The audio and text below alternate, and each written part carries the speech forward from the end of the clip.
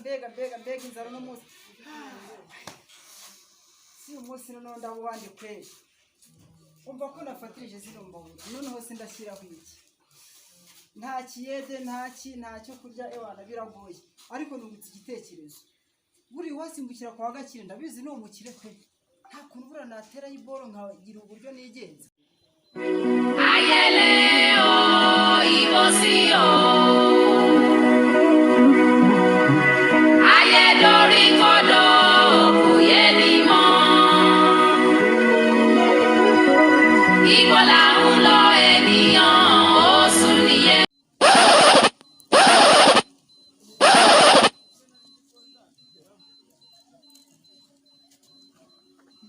mbega boro dore ngo ndatombora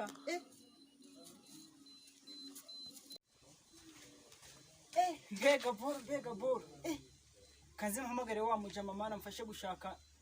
uko twarya umuzigo mana kaze mpamagare wa mujama mana ndebe ukuntu twarya umuzigo wanjye alo mana mwese mani ko hari boro nshaka ko turya muri kano kanya Yes mani ngo nze ngusange ihome mani bawo kuhansange simbuka nyine gira bwangu umva mani ngendaje nihuta nze nkubone tu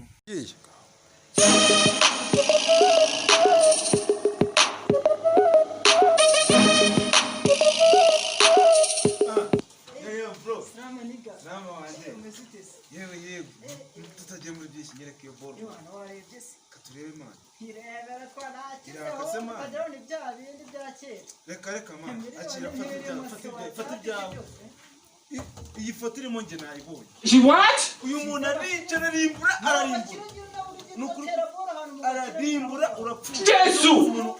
umva mubwire ejo buno umuntu wamutemeye igitoki yahise amutema kandi wallahi urumva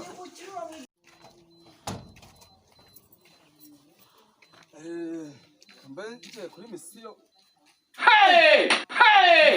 aye mite ba mi kanwere telefone reka njye kukareba ningafata ariko ndakarya umuntu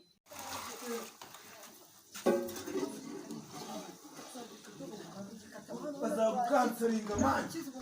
umva mubwire cyane ko wamukaritase wowe uzikura umugabo muza ariko we manje uramugo